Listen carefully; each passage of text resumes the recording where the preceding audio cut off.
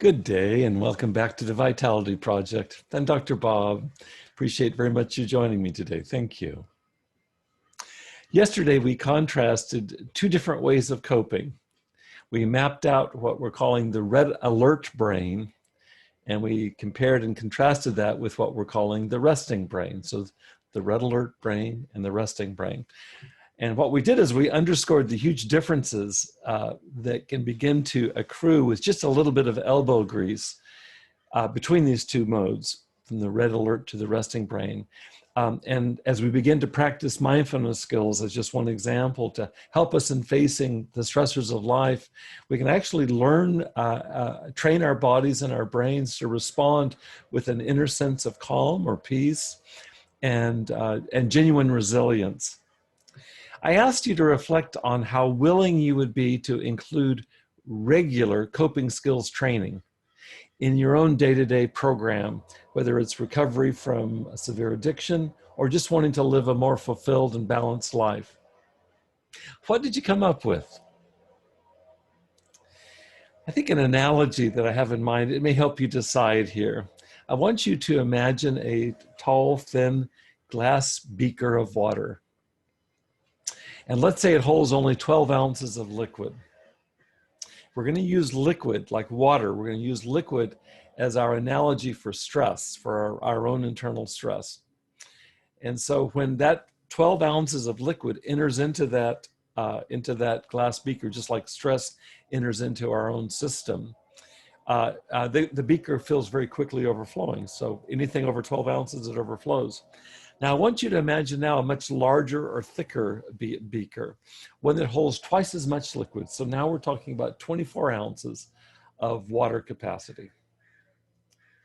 Now, when you pour that same amount from the earlier beaker, the 12 ounces, when you pour it into the larger 24-ounce beaker, so imagine, let's say, 12 ounces of stress going into the 24-ounce beaker.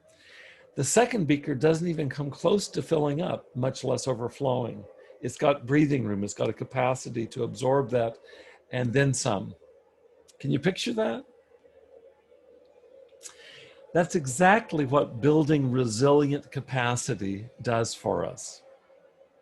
I'm not going to pretend like somehow or another our building resilience magically removes stressors from our lives. It doesn't. But what it does do is it reduces their strain on our bodies and minds. Think of the beakers. And why is that? Because now we have breathing room. Imagine the larger beaker, where we can stay calm as opposed to freaking out when we face stress. And also when we can make much wiser and more deliberate decisions rather than impulsive decisions that come back to cost us even more. So for today, what I want to invite you to do is to reinforce the impact of this beaker analogy.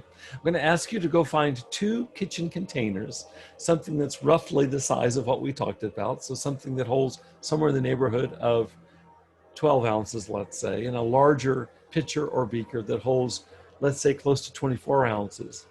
And I want you to do this experiment yourself with the water.